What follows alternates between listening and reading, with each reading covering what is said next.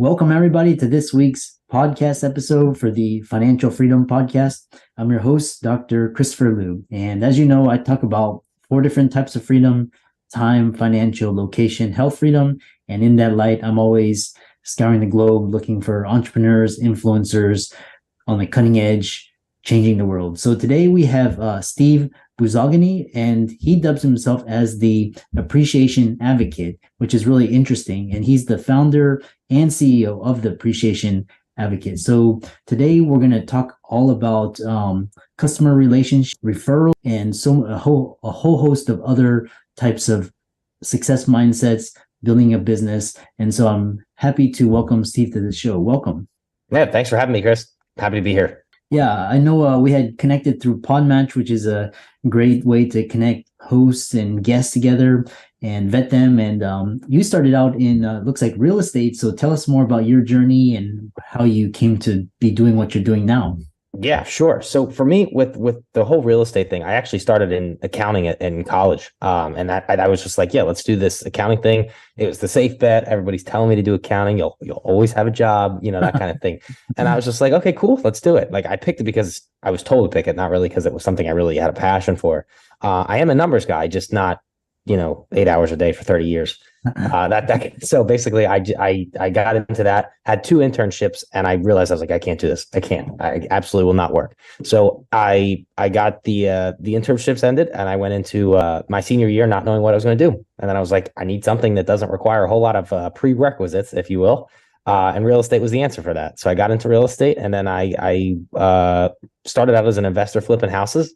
And then I changed from there over to a real estate agent. I think the guy we were using, a couple of people we were using to sell our houses, I was like, I think I could do your job better than you. And I didn't say that, obviously, but in my head, I was thinking, I'm like, you know what? I should get my license. So I got it, did really well with it, got the whole, all the little fun awards they give you. And then a mentor of mine said, hey, man, you got to stop working so hard. Start focusing on the relationships more and maybe not so much on just the transaction. So that mental shift right there was what propelled me down this whole road.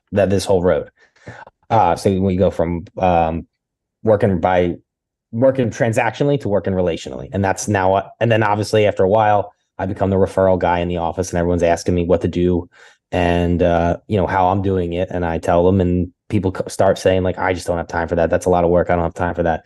So that's how the Appreciation Advocate was born, because I start doing it for other people now so that they can save time and not have to neglect their past clients and still get the referrals from them, though. It's really interesting because, in this day and age now, like culture and brands are huge assets, and, affiliate marketing is huge, like referrals. Yep. So, and so what's interesting is you actually learned early on, very prescient and smart, that to switch from transaction to referral or to a relationship. Yes. So tell us, like, why referrals are the best types of leads. Yeah, I mean, for one, a referral comes trusting you already, and people don't do business with anyone they don't trust. So that's there. So for what made me buy in really, really hard was when I went to a listing appointment. I gave them the good old salesperson pitch. I spent like 60 minutes in this woman's house trying to get her to use me and giving her all of my Hungarian charm, and she didn't go for any of it. And like after a while, she was just like, you're great, you're cute, but you're too young. I don't want you. And I was like, oh God. So I can't do anything about that. Like, too young. But so like, here's the thing. I was helping another couple who did appreciate me a lot more. And then they gave me a referral to their family member and their aunt. And I started working with the aunt, and she bought in hard on me, just like the niece and nephew did. And I didn't have to work hard to sell her. She came to, oh yeah, I heard you did a great job for my for niece and nephew, and I love to work with you. I'm really excited about this. I was like, okay. Didn't have to sit down for an hour. So time wise, it was way more efficient. And work wise, it was a ton. I didn't have to work almost at all. It was just done for me. Almost. It was like a done for you, lead generation system. And I was just like, this is cool. So let's go with that.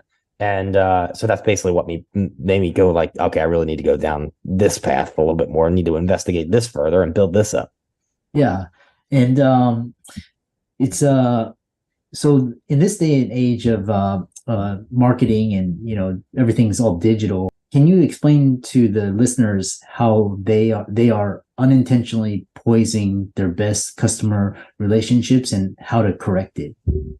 Oh yeah, sure. So basically, I guess for one, a lot of people think their best customer relationships, you got to obviously give them a lot of attention, which is good. You should be doing that. It's just the way they go about it most of the time is really where they unintentionally poison their best relationships, where basically, like, you may have a client that gives you $50,000 a year. And then you're like, oh, cool, holidays come around. And that's the first problem.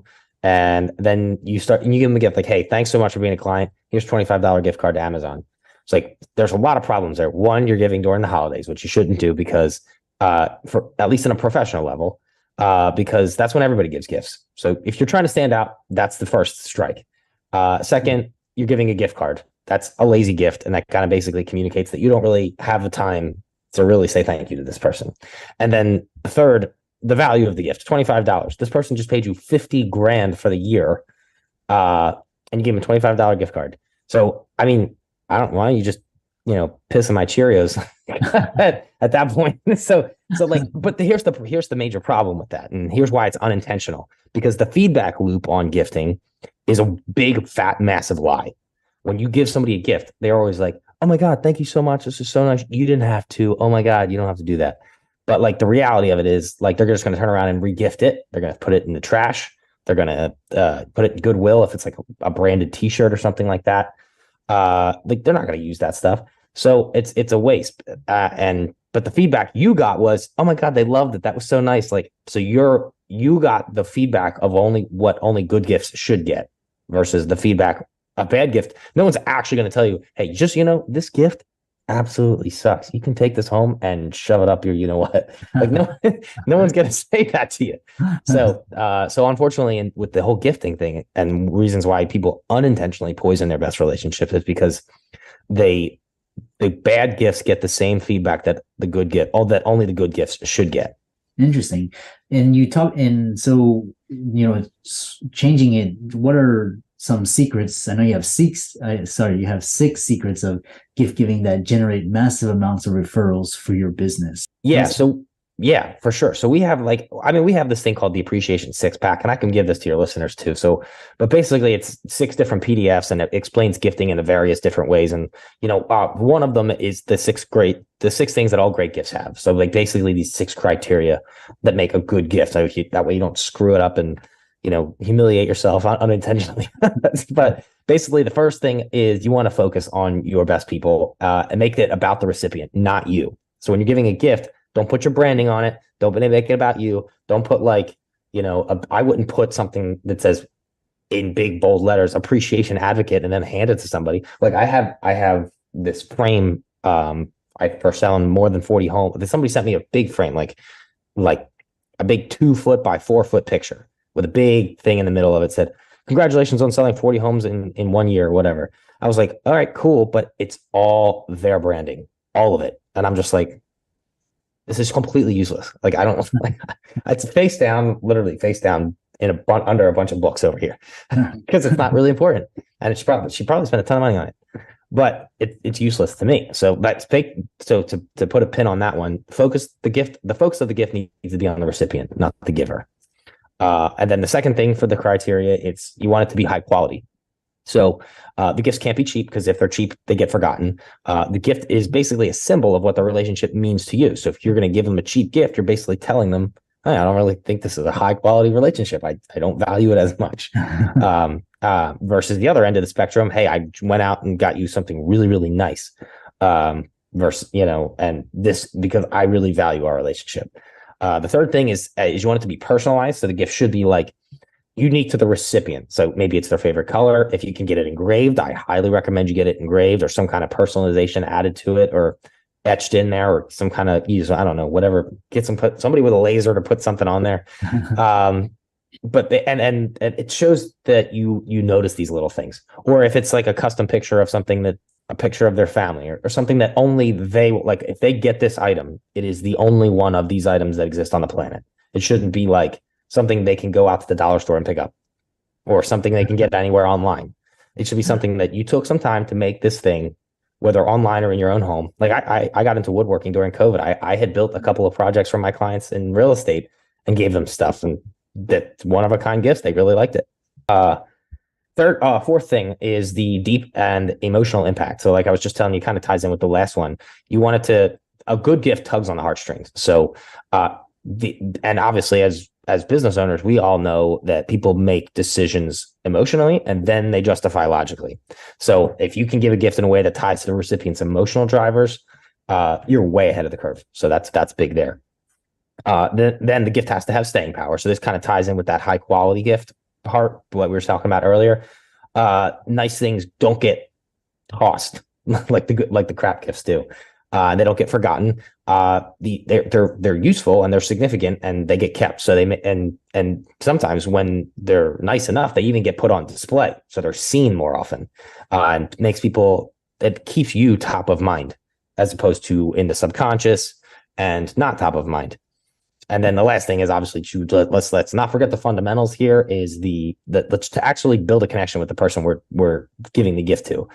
So if you can attach some kind of video or personal note, handwritten note, actually handwritten, not machine written, if you can. I know sometimes with larger scale stuff, sometimes these people have machines write them. I get it. It's not. I'm not condemning it. But if you can do actual handwritten notes, I would totally go for that. Over, some kind of like, going to Microsoft Word and typing in like script or something like that. But yeah, those 6 criteria make a really good gift. Yeah, it's really interesting because as my business starts to grow, it's really referrals is actually a huge component, and people talk about, and if you generate good karma and vibes, and people will tell their friends and family about it. So and then these 6 secrets are really interesting about gift giving, because it's kind of like this art of appreciation and developing relationships like you were talking about. Yeah, for sure. And that's so the cool thing is like, yes, referrals, there's a difference between word of mouth and working by referral as well. So like if you're working by referral, you're being intentional and proactive, and you're actually actively seeking referrals from your favorite people, versus on the other end, it's your word of mouth advertising is just kind of hope. You're just kind of hoping people tell people about you. It's very passive. So what we do is work by referral. We're actually very proactive about it, and we help other small businesses not lose track of their best people. Yeah. And tell us more how gratitude works. And you talk about how it generates a huge return on investment. Of course, we're not using people to, generate returns, but tell us more about how that works. Yeah. So it's actually funny. So the topic of gratitude is you could bring up gratitude to basically any human being on planet Earth, and they'll always tell you, yeah, this is awesome. Yeah, gratitude's great. It's like the best thing ever. The only problem is that in terms of business is it doesn't sell by itself. So you have to repackage it. Like I could never go up to you and be like, hey, Chris, you need to say thank you more to your family. You'd be like, get the heck out of here. So you'd be like, so basically what you have to do is you have to sell the benefits of gratitude, because when you're grateful to your best people and you're grateful to the people who help support you and help you grow, that by itself organically will produce more referrals. It will produce higher income. It will produce working with people that you actually like to work with versus people you don't like to work with. It will produce more time off. Like those benefits, people will buy those. Everybody loves those. Those will sell. Gratitude, on the other hand, does not. So you have to basically, a mentor of mine, she told me, basically give them what they want so that you can give them what they need. Interesting. I like that. Yes. Yeah. Well, I like that saying. Give people what you want so that they can give them what they want so you can serve them what they need. Nice. I like that. Yes. I took a little bit of time. It took me a second to even get it out. So I totally get it. I got it right. Definitely. Well, it's a recording, so you can come back to the episode and rewrite it. Yeah. And I like how you talk about like, it's kind of like you're bartering like social value and relationship value, and it's kind of like you're packaging it in different ways. And it's and social capital can be more powerful than like financial capital. It's a different type of capital that you can use. So Sure. I mean, absolutely. The social capital, I think, will always outweigh the financial capital. I think what's when people buy into a business, they buy into you. Like they're not buying the like you could go to an HVAC person or a real estate agent or a financial advisor or a doctor or a physician. It doesn't matter. Like there's 100 bajillion of each of those things that I just named. Like you're not the only physician, you're not the only real estate agent, you're not the only financial advisor. But why people work with you is because they like you, they buy into you. So that's why it's really important to have that social capital. And then what I always tell people is people have two bank accounts. They have their financial bank account and they have their emotional bank account. It will be easier for you to make withdrawals from their financial bank account if you make more deposits in their emotional bank account. Interesting. Yeah, it reminds me of this saying that people vote, with their wallets and with their time, and that's how you. Yes. And that's like the best like type of vote. The other I know a lot of small businesses or businesses they're struggling to find top talent, or or their employees like quit and just kind of turnover. And tell us the biggest secret to maintaining top talent that most small businesses don't know or use. For sure. So good question. So I think with that, I know with that is that just like clients, employees are people also, and people like to be appreciated. And when people are in an environment where they're very appreciated, they don't want to leave. So I think it was really cool. I think Gary Keller talked about it for Keller Williams is, and so here's the thing. In real estate, it's difficult to leave a brokerage. You almost have to leave in the middle of the night, because if you leave in the middle of the day and you can't just walk in, they'll terminate you and cut all your emails off, and you can't just leave. So you have to be like very secretive about how you leave an office in real estate. So, and it's very difficult and brokerages make it very difficult to leave. Now, on the flip side of that, Gary Keller and Keller Williams, they make it very easy for an agent to leave. And I think that's really cool, because Keller Williams actually has a higher retention rate than most brokerages too, because Gary Keller's philosophy was like, make it easy for them to leave, appreciate them, and make it easier for the agent to leave and grow their business. And they'll want to naturally, organically stay and grow it here. And and I think that's such a great philosophy. And it works. I mean, at least when I was in at Keller Williams earlier in my career, I think it had became the number one brokerage in terms of sales volume when I was there. Not my office. I'm saying the brokerage as a whole, as a company. I think it passed Remax for the first time, but now here I am at Remax. That was my most recent one. So yeah, it's really this is a fascinating discussion. As we're coming to the end of the discussion, one kind of final thought or question is this art of attraction, art of letting go, stop chasing and start enticing. Yes. So whenever my whole thing is whenever you're giving gifts to people is you don't have to chase them down. So like for me, my thing is I'm like more introverted naturally. I don't like to do the cold hard sell kind of thing. So what I did is I used the gifts in my real estate career to kind of break the ice and make people want to work with me. So like people got my gifts and I'd follow the gift with a phone call like 2 days later and be like, hey, just want to let you know I sent you a gift in the mail. Did you like it or did you receive it? And people are like, oh my God, yeah, this is so nice, blah, blah, blah. And they start loving on you. And like now they're enticed to work with you. Like they're enticed because they love you. You've made a deposit into their emotional bank account. Now they are more willing to help you with their financial bank account because they've already bought into you. So like they're now enticed. They're working with me versus me having to try to like swoon them or work in the back door somehow or try to get that, sales pitch going. So like, that's what I mean by that. So like, and for me, the gifting was always the easiest way to do that because everybody loves getting gifts, especially when they're not expecting it. The element of surprise and shock and awe factor, man. That's huge. That's really huge. Yeah. Great discussion. And for all the listeners out there, Steve's advice is really timeless, especially in this day and age of quiet, this great resignation, quiet quitting, silent quitting, all of this. How can people follow you, contact you, check out your social media, etc.?